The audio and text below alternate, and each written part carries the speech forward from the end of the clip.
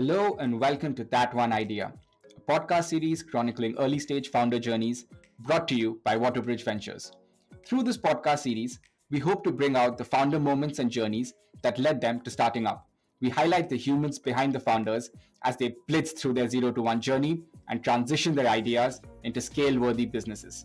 These conversations reveal the unique spirit and talent of these incredible founders as they share the vision of who they are and what they are building. In today's episode, we have Anjali Sosale, partner at WaterBridge, chatting with Varun Sadana, founder of Supertails. Supertails is a full-stack platform which offers pet supplies, online vet consultations, and online behavioral training. Varun, who is a pet parent himself, has always felt that the industry has not paid enough attention to the pet parenting journey and that there is a lack of an organized and accessible ecosystem around pet care needs. With Supertails, Varun is building a holistic platform for India's growing pet care industry. Good morning, Varun. So good to see you. Thank you so much for agreeing to come on That One Idea. When we first started this podcast series 2 years ago, the idea and ambition really was to bring out the founder backstories. I'm so proud to first call you a friend and so proud of all the amazing work you've been doing at Supertails. Thank you, Anjali. And I was talking about it earlier. The last couple of months, we've not done any podcast. Yeah. So when you said you got to come, and that's what friendship is all about. Yes. Right? So, no, amazing. Thank you so much again. Would love to ask you where you were born and raised. Tell us a little bit about what your childhood was like. I don't know if it was a person or an event or a milestone that influenced you the most, but would love to start from there. I was born in a hospital in a small town called Kangra in Himachal. And my mom said she had to climb some 1,000 stairs to reach the hospital. I'm like, really? My formative years were in Karnal in Haryana. That's where my dad was working. Yeah. My mom's been an entrepreneur all her life. Probably I got some genes from her for sure. Yeah. Very middle class, lower middle class, I would say, like a lot of other people. And the idea, you get ambitious because you see the culture in the house is you got to do something. And I had a very interesting household, right? On one side, my dad's a PhD, so he would always inculcate this whole academic things. You got to see the world, you got to learn more, you got to go into depth. Yeah. And there was my mom on the other side who understood the business part of it. And she said, hey, you've got to learn how to probably do something more valuable, which consumers perceive valuable, which will help you, earn money. So you got to, probably go the other way, right? So in this interesting confluence of a household, so I think one of the good things that happened was I kind of got both the good parts together, right? Learn a lot, do a lot of it in things that you got to go into depth. But I think the best thing I learned, and I kind of thank my mom for that, is that she told me how to sell, how to negotiate. And I think that comes from a Punjabi household, going and bargaining all the time. And I'm sure it's all the household, but that's something that I got quite intrigued as a child as well. Growing up, it was a very similar household like others. IAS banna hai. Right, and so that was a dream where I did not even know what the job an IAS was supposed to do. So from as far as young as I could remember, I was supposed to be an IAS. In sometimes I was supposed to be a doctor. When anybody fell ill in the family, they said, "Hey, bachcha doctor banega." So it's that's what used to go around. There was nothing called as a sportsman or any other things which have come around today. Definitely more inclined towards maths and science. Took that. Did my engineering from NIT Kurukshetra, spent, obviously 4 years. And I think those were the good formative years, learn staying outside the house. And that's when you start realizing a few things about yourself, right? What are you good at, right? And what kind of a student were you? Oh, I never miss a class. I normally have never missed a class, even in my MBA, right? Yeah. Never ever miss So I a was going class, to ask right? you, how did that change when you went to these schools? So I never did that. I was always early sleeper, early waking up, which was very weird because in an MBA school or an engineering school, how do you do that, contrary right? to a classical school. For some reason, everybody knew I was going to sleep at 10. So the other good thing was, I think I was able to always get good marks. Now, coming to the point where did I really understood what I was writing? Maybe I don't know. So what I learned was I was good at first principle thinking. What I was not good at was probably, getting into concepts where I did not enjoy in the class. But I was good at maths. I knew how to write. I knew how to make diagrams. Yeah. And I learned the trick of the trade where you have a good And handwriting. more importantly, you enjoyed the process of learning, studying, being a student. And So that was good fun. But I always was more itchy about how do I apply all of these things outside. in the real world. And this probably was one of my biggest learnings today, that when I was growing up and I used to study, I felt a lot of these things are never going to get used. And today I believe this is the most wrong thing I did all my life. If I have to go back, the books that I did not read, let's say in MBA, like OB, organizational behavior, probably is one of the more important books today, right? And so if I have to do it all over again, I would actually go back and read every case study. No, right? fantastic. Thanks for sharing that. And you've been an out and out, like from a domain perspective, a consumer guy, if I may. So Unilever, Snapdeal, Licious, and now of course Supertails. But if you could quickly rewind and tell us about all your 3 stints, what were your highlights, and if I may extend that to whatever you applied from the best parts of those 3 journeys into building Supertails. So actually, I'll add one more thing because the world doesn't know it. I did my first startup back in 2007, right? And that's a very interesting part because I was actually a coder working with IBM in EGL, right? So that was my early Bangalore days, and there was a very interesting problem statement back then, which I wanted a guitar teacher. Why? Because everybody told that is a faster way to get a girlfriend, right? So you learn guitar, you get a girlfriend easily, right? This is a time when Tinder didn't exist. So couldn't find one for the longest time. Okay? And I said, why? It seems to be a good problem statement to solve, right? There are so many people looking for a guitar teacher or a hobby teacher for that matter. And on the other side, there are so many teachers who want to teach, right? So how do we connect them? And this was a time of just dial, right? So 888, I remember it very clearly, and says that how can we use some of the infrastructure? So worked on it for like good 2-3 months, ideating it, ran it for like 6-7 months, burned all the little salary that we should get. But I think this was my first tryst with trying to say, hey, it's much more difficult than the kind of traditional businesses that we had seen.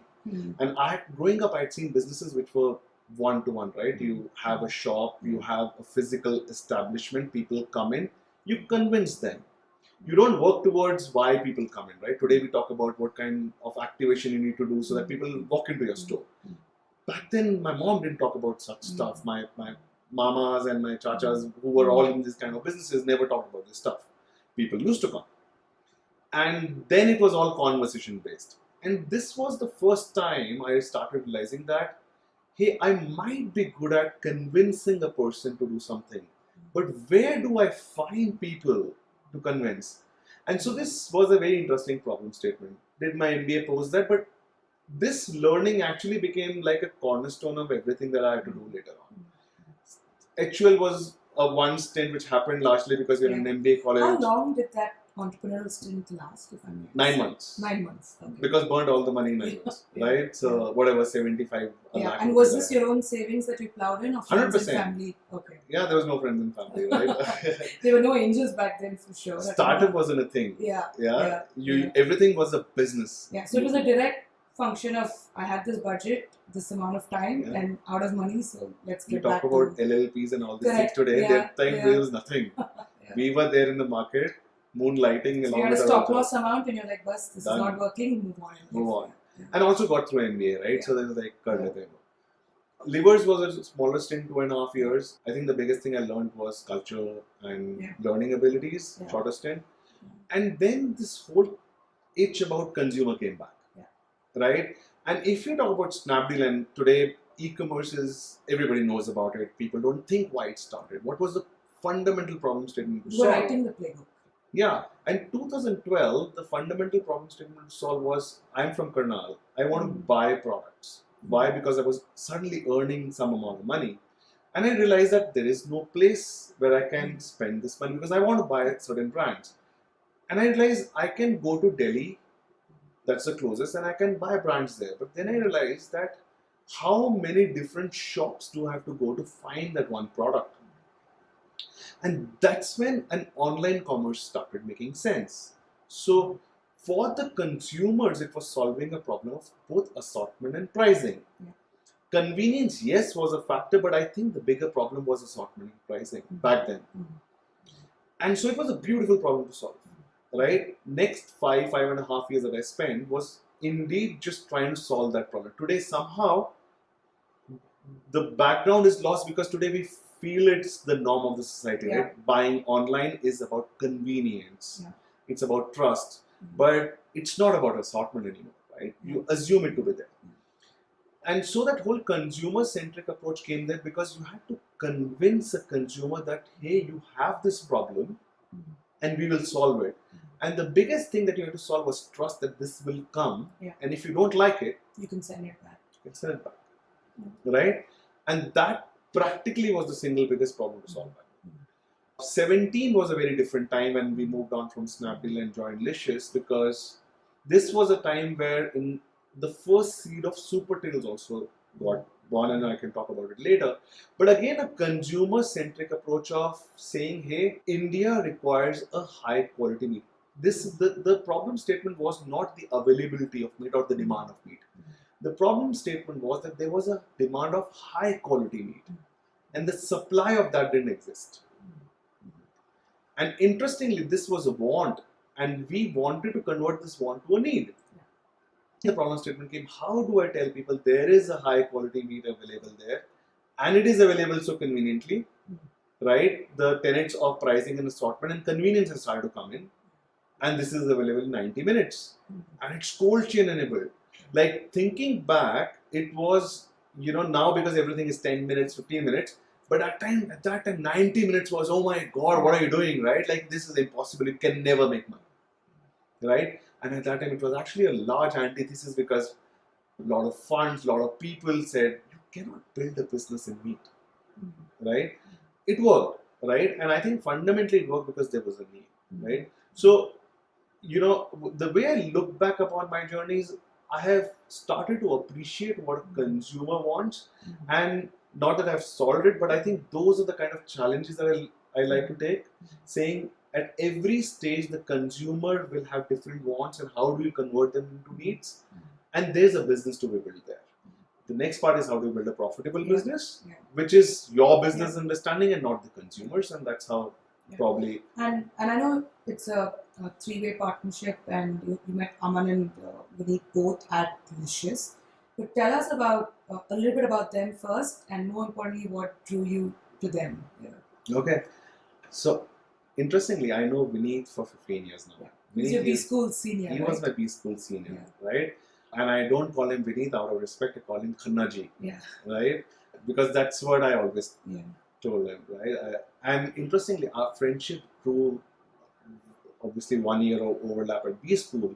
He was at TAS, I was at Snapdeal, and I said, hey, dude, you got to come and work at Snapdeal, right? Because you got to work in e-commerce. And since then, we have been together, right? Interestingly, Vineet and I are kind of polar apart kind of personalities, right? He is so efficiency focused. For me, it's always a different, how can I talk to more people? How can I see more things, right? And it so happened that interestingly, even at Snapdeal, we were working in very complementary function, right? He used to, so I used to get the products and he used to fulfill them. So we were always working together. The similar thing at Licious. So I would say it's very unlikely that two people with these kind of personalities normally work together, but I think it's a blessing in disguise. And we've learned that we have to make it work because our fights are going to be really bad. Aman got added into this friendship with Licious. I remember day zero for both of us, we started together. Aman was the first person we met, and we started spending a lot of time. Now Aman is again a very different personality from both of us, right? He's so process oriented. I think what suddenly we felt that what was missing in what we were thinking was, if I could think of creation and Vineet could think of efficiency, Aman just suddenly brought in the process and so much of sustainability into what we were doing, right? And it just And at Licious, what we felt was the three of us, and when everybody referenced about each one of us, they always meant the three of us, because every project was not Varun's, it was always Varun, Vineet, Aman's, right? And same So was, it's interesting that even within Licious, people already saw you as a unit, as a pod. they saw us as a unit. And in fact, and I could think from Abhay's Vivek's perspective, it wouldn't have been easy, because it's like, you have to manage the whole alpha team, the leadership team, right? I think I knew at that time we were very, very aligned. Yeah. Even when we fought, we were fighting for the same objective. And all of us started to see what the other person gets on the table. Mm-hmm. We realized that if I could create stuff, and I was good at like getting new things, negotiations, sales, marketing, and the baton passed on to, let's say, Aman, who said, how do you create larger sustainable thought processes around these? And then the baton passed on to Vineet, who said, now I'll just beat this and get the best efficiency out of it. You have a beautiful top line and a bottom line, a good business, right? And that's when we felt we probably should go out and find something which we should run together. And does your love of pets, and we'll talk about Nifty in a little bit, given that it was the reason Supertails came together, does that extend to them as well? Yeah, absolutely. Right. I think for any business, it's important that there is some love for the core category that you are in, right? I have had Nifty for 12 years now. Yeah. Nifty is the name of my cat. I've had dogs before. In fact, my wife has had 17 dogs. Wow. And don't ask how, right? But she had a zoo. She had tortoises, and she even had a sparrow. I don't know, she had an owl as well, right? Wow. And when she used to talk about it, I was very fascinated, right? And in my case, my growing up years, absolutely lower middle class, small town, right? So most of the pets I had the 3 dogs I had were strays, right? They were in-out dogs, right? Indies, and nobody would go near them, and it's only Varun who could touch them, because that's how it was. With Vineet, it was quite similar, right? Aman had a larger house back in his days, and so he had dogs there as guard dogs, right? The problem statement for me was a little bit different, because when Mansi and I adopted a cat, imagine 2 people who collectively had 20 dogs, right? And one fine day we said, we'll have a cat, right? We'll get a cat. But none of us knew how to manage a cat. And I think the next so many years was a struggle, because we taught Nifty how to fetch, and we were so proud of it. And then over time we questioned ourselves, are we turning her into a dog, or are we treating her like a dog? But unfortunately, that's the only way we knew. And so there was this thesis around the right pet parenting, right? You couldn't understand why she sat in a sink. Oh yeah, that too. Right? And at some level you start realizing, and not that at that time we said, I'll build a pet care business, right? But when the opportunity came, you look back at all of those stuffs and say, hey, I went through this. And Aman said, hey, I went through this. And Vineet said, hey, I went through this. And Vineet describes it beautifully. Before Supertails, he went and got Satchmo. His dog's name is Satchmo. And he used to say the best part of getting Satchmo was actually only the car journey from the rescue center to the home. And he said after that, it was just a mess. He's like, after that, a couple of weeks, and it took 3-4 months for Arnava's, Vineet's wife, to get used to the dog. It's just a mess, right? And he's like, I do not want other people, and 95% of Indians are first-step pet parents, to get through the same journey. Right? And that's why we felt we got to build something for pet care, and we don't want to build something for pet commerce, because there'll be a lot of people who solve it. But we really want to handhold people, right?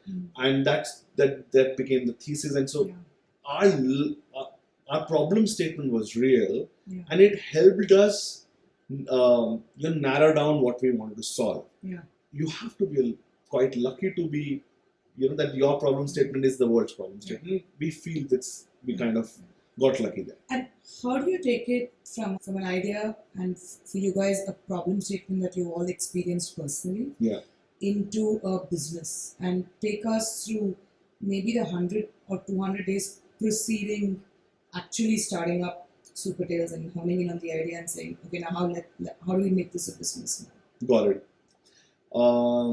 It was, we love Licious. All three of us are very, very fond of Licious, right? We built it together. And you've spoken before on how it was one of the hardest decisions that you've had to take, given that you were all what we like to say at WaterBridge, high opportunity cost. Absolutely, right? It was a high opportunity cost, and when you've done something great, right, you want to continue and sustain that for a long time.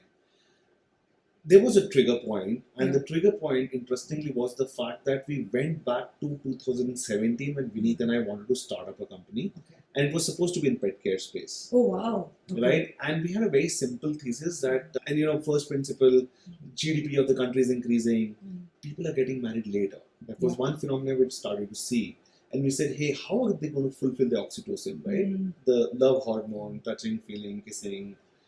And we realized that there are two ways. You fulfill it through Tinder or you fulfill it through pets. And 17 was also time when Tinder came into the country. And we said, hey, what about pets? Can we solve something there? And as luck would have it, we wanted to start. In hindsight, it would not have been a great decision back then because the market was still early. Very, very early. But we were meeting some founders and we met Akin, Vivek, and we asked them, hey, what are you doing? What should we do? And we found meat to be a great opportunity. Then when COVID happened and when the first lockdown happened, and we suddenly came about and said, hey, if during COVID, people are not able to go out, does it mean people will keep pets? Because the second thing after Tinder, which fulfills oxytocin. And we suddenly felt that because all of three of us had pets, we said, hey, our vets don't have time because everybody said, everybody has got pets. And we said the thesis seems to be playing, right? And that, one thing triggered this whole thing about what is the right time. Can we do it after 2 years? And all of us came to a conclusion the right time is now. Because the market is going to mature in the next 2 to 3 years, maybe 5 years. And that is the time it will take for any brand to have some kind of footing to enjoy the larger market, right? And we said, if we don't build now, it's going to be late. One of the hardest decisions. All of us had no clue how we will go to Aman and Vivek, people who will love to the core of our hearts. How are we going to tell them?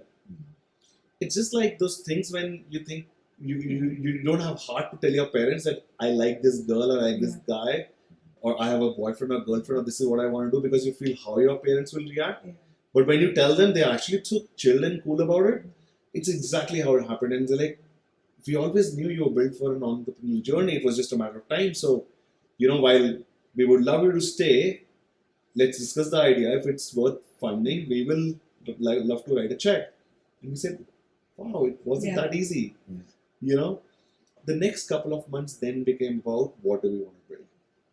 I think that's the first step of the playbook where, as they call it, pre-PMF, what's the idea, right? And we got to look at it at multiple levels. The first is this a need? And there are a lot of punts in those needs, right? Because you're punting, you really don't know. You haven't tested out, right? It takes a little bit of money and a lot of time to really test it out. So you build 2-3 theses and say, hey, I'm going to try some of them, right? So that was one. The next step was, even in a good state, what's a theoretical P&L, what it looks like? And because we also had Aman and, we had done a lot of P&Ls before, one of the good things that happened was we started building theoretical stuff. Okay, let's assume everything is great. What does good look like? Are you able to theoretically make money in this business? Because, you can keep doing things out of passion, but for sustenance, it needs to make money. The third question we had to answer is this something that we are going to enjoy while building? And the way to answer for us was, what is that each one of us will do? And that became important for us, by the way, right? Because there were certain ideas where one of us would say, hey, I don't see myself doing this. This is not what I think I want to do in the long term.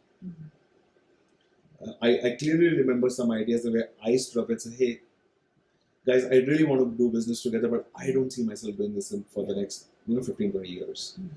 And so that was the third part of our important thing. I think for everybody else listening, another thing which everybody will have to solve is co-founders, right? which I do believe is absolutely critical. It's a marriage. Yeah. It's not friendship. It is much beyond that. I call it professional hammam. Yeah, you're naked, professionally naked in front of each other. That's the kind of trust you need to have. And that's a very difficult thing, right?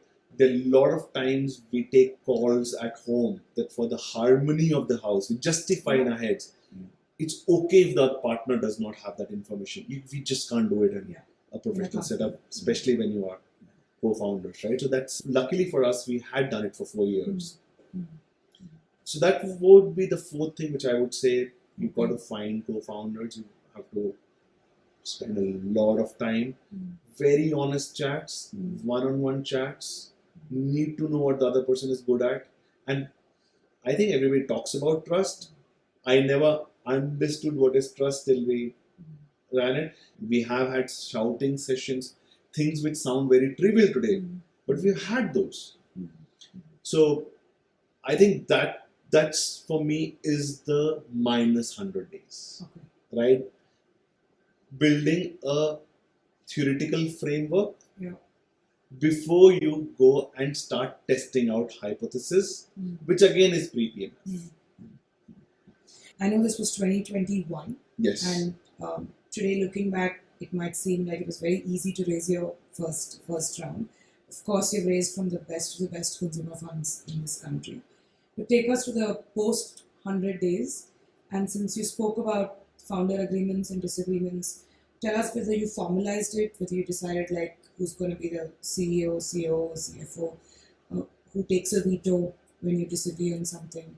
Take us through some of those conversations that you had with your founders, because when investors, as now an external stakeholder, comes in, that dynamic tends to change again, right? There's like a second person coming in. Yeah. So I'll break it down into two parts. The first part is that you have to believe that everybody would love to be the CEO. Everybody would love to be the front face. There is no one in the world behaviorally who doesn't like to be in spotlight. The second is everybody wants to be right, which means in a disagreement, it fulfills our ego, and ego is a strongish word, but it makes us happy to be right. I think these two things become a cornerstone of the relationship between the founders, right? That one has to learn to first appreciate what everybody gets on the table and then trust them to do their job the best. Ask questions, but asking question to keep honest is very different from asking question to prove the other person right or prove the other person wrong is very different. We made a very interesting rule in our company, by the way, and it helped us, and maybe to all listeners it will help. We made a rule where we said we will never say I told you so. These are the words which are barred. I told you so doesn't exist because, and the way we justified, if somebody said something and were not able to convince, then it is the fault of somebody who said it. So this founder relationship, especially on who's the CEO, who's the CEO, we kind of broke it very differently. We said, while we look at certain functions, we're still going to be agnostic functions. When we started, we used to review all the functions together. We had time. Over time, we have created construct where everybody or two of us has a Hawkeye on one function. Only one person goes into depth, right? Those constructs we built so that we are still honest. Who's the CEO doesn't matter. Yes, it sounds more glamorous, but it's a tough job also. But it's a job at the end of the day. The EBITDA that comes in the company in the end is a function of everybody in the company. It's not just one person. It's not the Spotlight. Spotlight might talk about it. It's everybody's job. The profits everybody's going to reap, not just one person, right? So we think more holistically than that. That's the first part. In the run-up to raising capital. Raising capital in 2021 was good because of VCs and founders and all the ecosystem being much better. We're going to be very honest, we were as much as lucky to be in the right time. We also had a little bit of experience before that. We were very clear, Let's go to people who like pet care, who believe this can be an opportunity. We go to showcase our strengths, who we are as founders, and why we believe we can be good founders. It happened quite quickly, right? So I think we never fretted about it, right? Whoever we talked to said, yes, I'm in. Yes, I'm in, right? I'm talking more from angel investors. Then we went to a little bit larger funds. Then we went to a little bit larger funds. The first few rejections were really bad because at that time we felt, my God, we're so good. Yeah. The learnings for us was that the first fundraise was really special. But I think we just put so much emphasis on that in hindsight today, when we look back, it was just a very small step. The fundraise post that makes you start believing that that was, it's a very tough journey. Fundraise is going to be tough because every fundraise is important. We took it more personally that we did the fundraise, but I think at the end of the day, it's the idea, it's what the stage of the company is at. So it's just one more task. Fundraising valuation is just a task. It's no different from reaching off any other milestones. And that realization comes by Series B, by the way. And I can tell you. So that was actually going to be my next question in terms of what changed from your first round, your seed round, to your Series A.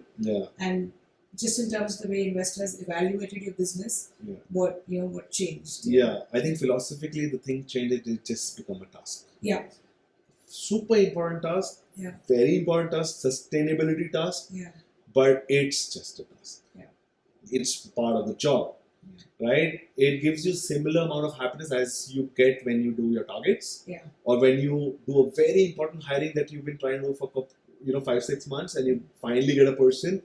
It's the same thing when you get a term sheet or you get a standard share, right? So I believe over time maybe it's going to become similar task. And obviously the time now has also made you believe that valuations, etc., are so much lesser important than how the business is doing, right?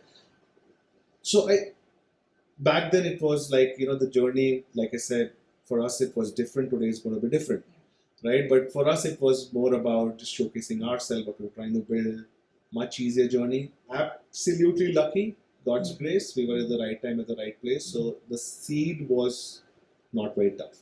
Now coming to the what are the next 100 days, and here the approach changes for a lot of people. And I'm a first principle guy, so I can break down the approach, right? There's one approach that we took, there's an approach which is possible. So the approach there, the two large approaches is, do you want to try multiple approaches of what is the PMF or what you want to try as the PMF, or are you more sure about the PMF and you say, hey, I'm quite sure about it. Let me build a team, and all the smaller trials I'll do later on, right? When today people ask me, what should I do? I tell them it's who you are as a person, right? How risk-taking you are. I personally am more risk-taking. I kind of zone in on my idea and I believe in it, and then I try to say, even if I have a 50% probability of making a success, I'll give it a shot because I have 50%, right? Tossing a coin. I'll give it a shot. And if you want to be 80% sure that this is the right thing to start a PMF, then you don't hire too large a team, hire a smaller team, spend less money, but be more sure with the consumers. Nothing wrong with either approach, right? So this is the next 100 part where you have to choose an approach. Once you choose an approach, and it's important you can't have best of both. The next step is PMF. Read about it. That's super important. I would urge people to read, and I think I had very large misconception about what is PMF. I believe PMF is the first level of product that you are able to give to the consumers. It's the first prototype that you built, and honestly, I was so wrong about it. PMF is the first level of acceptable product that will solve a consumer problem, which means it does need to solve a consumer problem. It is still consumer backward. It's not what the company can build in 2 months. It's what the consumer wants, and you can build in X number of months. I think that was the first change of approach we had. Because And I think the key to this, and you've spoken about this, is not being like married to your ideas and to be okay to keep evolving on whether it's GTM or market strategy or customer feedback, and just keep being like iterative on that thinking, right? Yeah. And you spoke about, I think you started by acquiring veterinary clinics and then the customers, and then you said that they never bought product. Yeah. But take us that process, and you've often spoken about focusing on exponential change and not incremental change. But just take us through, I don't know if it's in the first 100 days or later, but how many times you've had to dump some of these ideas and experiments, as you call them, and just continuously keep evolving on PMF. Got it, all the time. I mean, short answer, TLDR, all the time. Right? Some experiments are small, some are large. But I'll just take through this journey of at least how I have structured it in my head. Is you know, when you think about PMF, think consumer backwards. And then when you've zeroed in on what's your PMF, then the GTM comes in. And GTM needs to be built with massive number of experiments. There's one GTM to show, which is a larger GTM, but just break down the GTM into milestone. If this doesn't work, what do I do? Don't leave it for later. Build your experiments in advance.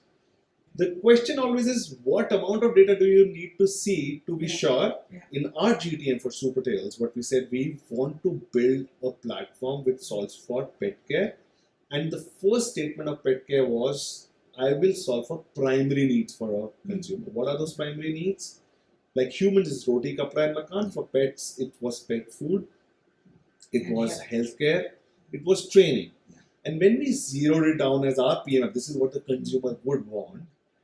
Question was, how do we acquire them? And we said, hey, there are enough and more companies who are able to give pet food as a solution. Let me start by acquiring consumers on pet health. The problem was, when you look at the business, and which is what we did not anticipate initially, was what percentage of these people actually end up buying food. Purchasing products.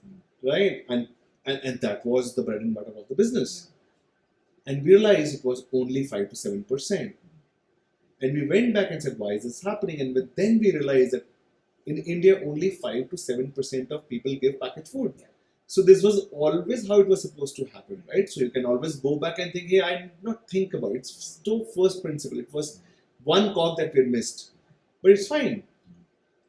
Now what you do is important, right? Interestingly, in our GTM, we had made that if this does not work, what we will do is, we will start acquiring from products, and then we will see how many of them buy healthcare.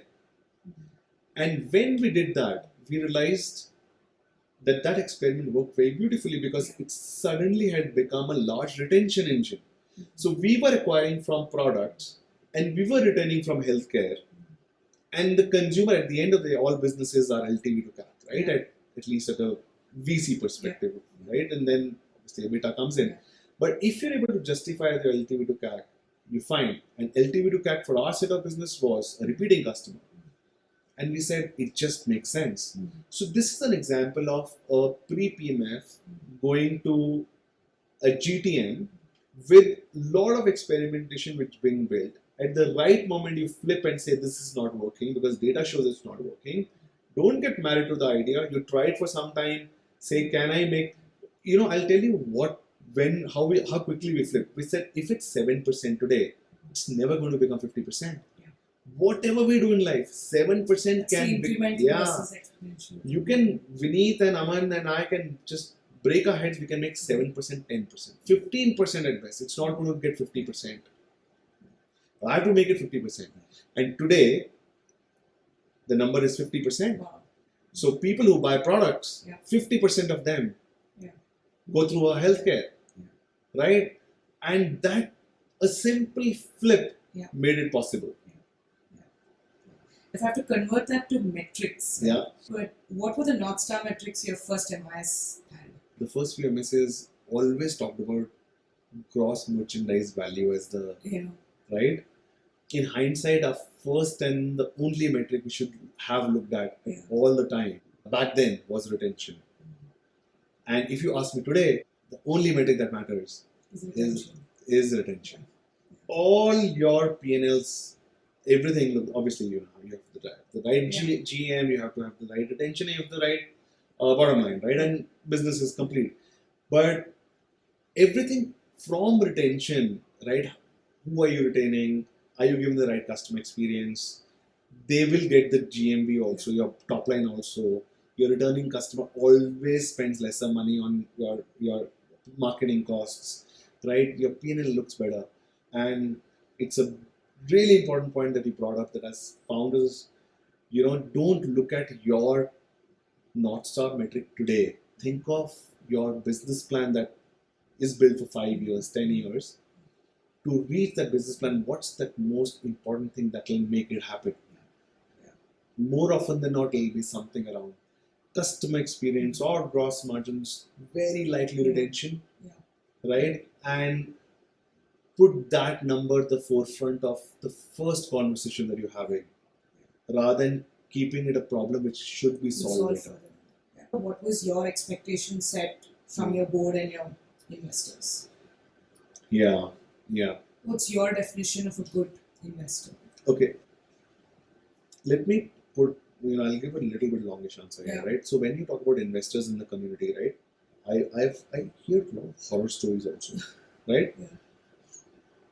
I can tell you, we've been super blessed to have investors who I can never even imagine having a horror story for, or I think those horror stories are to some extent misplaced, right? Because and I will tell you, managing the company, the funds do not. But like each of the founders has a role to play, they have a very important role to play. And the role that we believe our fund has played is, number one, they have to keep us honest, but that will only happen if we are absolutely open about everything to them. The smallest of mistakes we have gone about and told our friends at the funds, like we have DSG, Sama, Whiteboard, Sauce, Fireside as the fund who have invested in us. And I can tell you, out of respect, we don't call them as our friends, but trust me, I actually honestly believe, and so they do, that we are friends first, then investors. And I think that's the beautiful part of the relationship that we've been able to build. And I think that was also because we were able to compartmentalize what the role that they have to play. For us, the role and let me articulate that in a more structured manner. Number one, they are a bouncing board. We don't have answer, which founders most of the times don't, right? They should be the first person to reach out. And in turn, they will reach out to more founders who will answer, right? Third, we give so much importance to first principle thinking. Sometimes, actually, I now believe most of the time we shouldn't do it. Somebody else has solved the problem. Why reinvent? Right. Time into the network. Yeah. And I believe all the investors, it is their job, and I say this is their job, to solve the problem for us. Why should I solve it? You are also an investor, you are also equally part. Solve it for us. Tell us what needs to be done, right? Or give me opinions, I'll select. Right? And the fourth is, they also will help you guide what needs to be done further.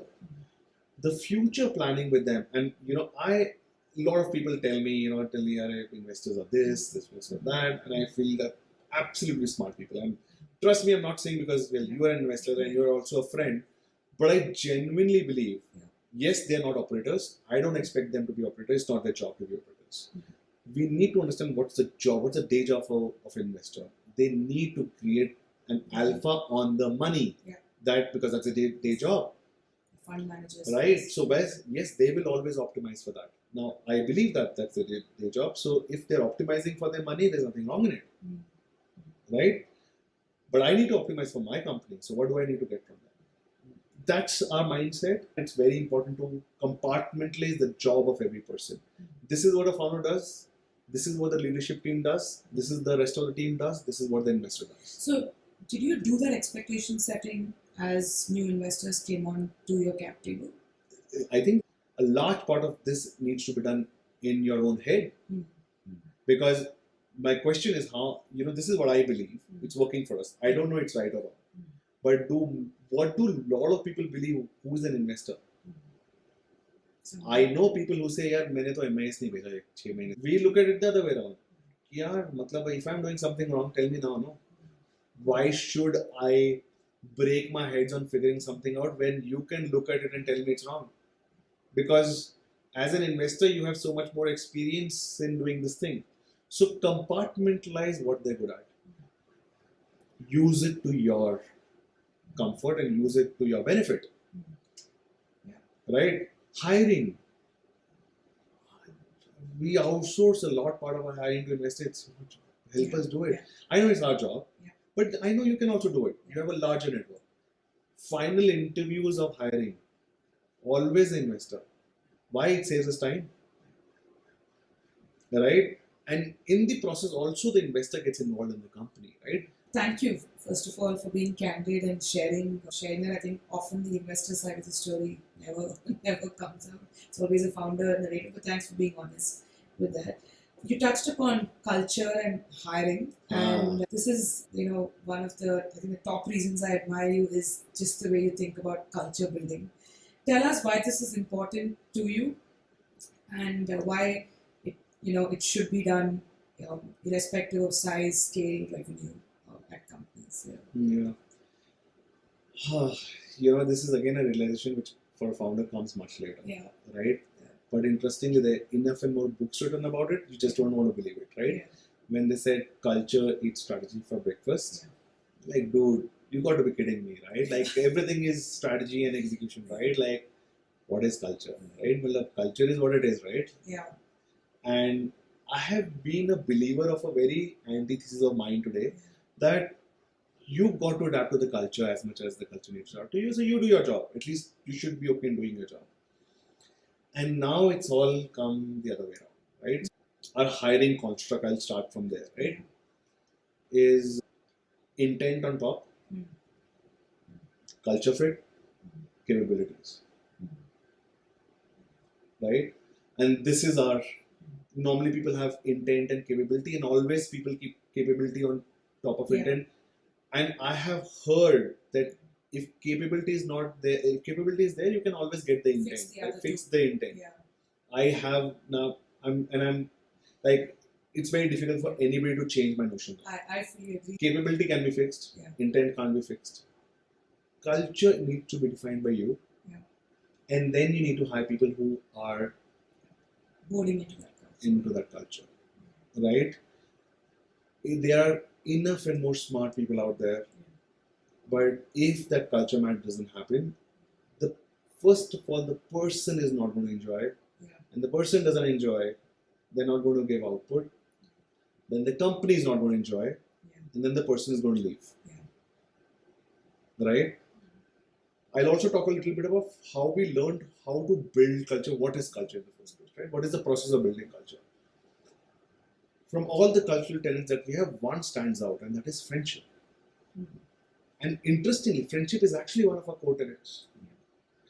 And it came from the fact that 3 of us are so good friends, and we realized when we built the first team that we treated them as friends. And then we realized this is how the company is behaving, right? We wouldn't like to call ourselves a family because, well, there can be good times and, it's not unconditional. But then friendship brings that element where friends can fight, but friends will always make up. Friends don't have an ego. Friends learn to work together. They don't look always at their own gains. And if we're able to do that, we will actually end up making a company which people enjoy coming. Can I tell you, there have been some people who have, in an interview, said, Varun, by the way, I'm not looking for friendship in a professional setup. I need to keep my personal and professional life very different. Absolutely respect that. The only thing is we tell them, you're not going to enjoy our culture. Right? Fair point, but you will not enjoy coming to office because we are a startup. We work a lot. there are good days, there are really bad days. What binds us together is that everybody in the end can keep their hands on somebody else's shoulder and say, hey, how are you? Yeah. Let's go and have a coffee or a tea or a beer or whatever, right? Yeah. And that binds us. And if you're going to push yourself not doing that, you will not enjoy who we are. Yeah. It's so amazing you said that, because the new year, we just hired our fresh batch of associates, and literally within the first 2 weeks when I was asking them, how's it going and how are you settling in, almost everyone said it surprised them how well we all know each other. And how, like you said, everything just blends. You can't really have this black and white between personal life and work life. And they were actually pleasantly surprised with literally how close we were, and how like well bonded. They were like, all of you know everything about each other. Yeah. But we also very proudly say that that's core part of the team that we are building toward WaterBridge. Just want to come to the end of it with last two questions, but this is a question I've actually been looking forward to. So if somebody listening today is thinking of becoming a pet parent, keen to understand what the economics of being a pet parent are, what does it take, what would it mean to own a pet in the country today? Okay. Let me first talk about what it means to have a pet, right? Yeah. And how is it changing also. 10 years ago, pets was basically a functional animal, right? Yeah. And from there it changed to, Yeah. a house animal, and then became part of the family. And one of the other shift that we're starting to see is so much more younger people keeping pets, which wasn't there 10 years ago, right? Very hard to find a bachelor having a pet. Another change that we're seeing is the number of cats. Yeah. Right, from dogs, people are moving to cats, a little bit easier to manage, and and with the square footage in a house being limited, right? So people tend to have cats, and it's going to change the life. And the expectation is that my life will change because, let's say, and we've heard it from consumers, I believe my mental health will improve. There were some people who said I'll get better Tinder dates. Tinder does talk about having a pet profile in the photograph and increased chances of a right swipe. People believe that this will help me with loneliness. It'll also talk about that, I always wanted to feel what it is to be a parent, etc. So, these are some of the notions sometimes which the social media does create, right? You rarely would see a photograph of a dog poop on a bed on Instagram, right? You wouldn't see that, right? But is that a reality? Can I tell you, 100% going to happen, right? And the second part is like, and Charlie Munger used to say it, right? We mentioned him before as well, that supply is the king, right? Like solve for supply is solve for everything, right? The supply is getting solved, so it's easier to get a pet. So now combining where these two things, where there's a large intent of getting a pet and it's easy to get a pet, what really ends up happening is that people forget that it's a large responsibility. In case of a human baby, people have 9 months where they mentally and physically get convinced on the idea that something new is going to change. With pets, it can be a 9-minute idea also, right? I like this pet, let me take it home, right? I'll figure out everything else because everything is so big. It's a responsibility. It's a financial responsibility. It's a time responsibility. It's a mental bandwidth responsibility. The end point is amazing, right? Because, at the end of the day, when you call somebody as a family, it is going to release those serotonin in the body, right? Which is the happiness hormone, right? Rarely anybody said, I have a kid and I don't like having a kid, right? It's going to be the similar kid, right? Everybody loves it. But this journey stuff, knowing about the journey is important. In fact, when we look at our fundamental concept of who we are, we actually solve for exactly this hand-holding. And that is why what we realize, and it's a great question you asked, because it's a real problem. To solve from a PMF perspective, we said, our PMF is how do I handhold the consumer? And we realized that, while we have to do a lot of stuff on social media and, we don't sell anything on our Instagram, we don't put good-looking photographs of pet. We don't tell people to get pets. We just tell them, look, this is what you need to do to be a good pet parent. But we realized the real change will come, or real benefit for a consumer will come when they'll have a voice. Yeah. And so for every pet parent, any consumer who buys from a platform, we give them a pet relationship manager. Yeah. And then we give them a dedicated vet. Because people have so many questions, vet is the only position of authority. Yeah. This single piece of how we approach the consumer problem of handholding actually helped us survive who we are. It's amazing being a pet parent, I can tell you, right? There's so many people sitting on the fence. Will I be able to manage it? Will I not be able to manage? Sab kuch manage ho jata hai. The pure love and warmth and this thing which will come out of serotonin, which will come out of it, is amazing. But to get that, there is a little bit of hand holding. The pain that is there, you'll have to sustain that. Yeah. Wake up in the morning and you come very late night from work, and then the dog will wake you up at 5 in the morning. You have to learn to live with it. Right? The dog will require a walk. The cat will require the time spent with her or him. Right? I think that's the time part. There is a financial angle to it also. Yeah. It's at the end of the day a living, being, and it will have fundamental needs of food, the right nutrition, the way we think about our nutrition, the right nutrition needs to be given to them. Packaged food tries to complete that nutrition. You can complete that nutrition by home cooked food also, but you'll have to work extra hard to ensure all the elements of a pet food. And so that's an extra responsibility effort. So I wouldn't want to like to put things in numbers, because you can give home cooked food, you can give processed, cheaper process, you can give expensive product, imported product, all of those things.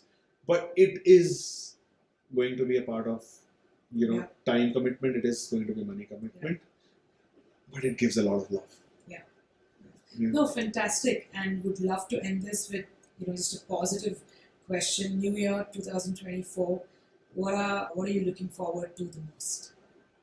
I think for me the most important thing is to enjoy it. One of the biggest goals that is set for the company is how do we become profitable at an EBITDA level very quickly, right? We have enough and more capital in the bank. We have a fantabulous team. We have cracked up PMF very well. We have the right growth trajectory.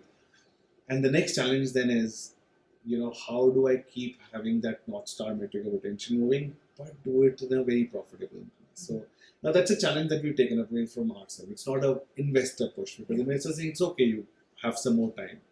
But how do we solve for that? I think that's a beautiful problem to solve in 2024, which will give us good sleepless nights, but those will be fruitful in the end, right? So that's a pain for the larger good, for us, for the ecosystem, for the shareholders, for investors, everyone.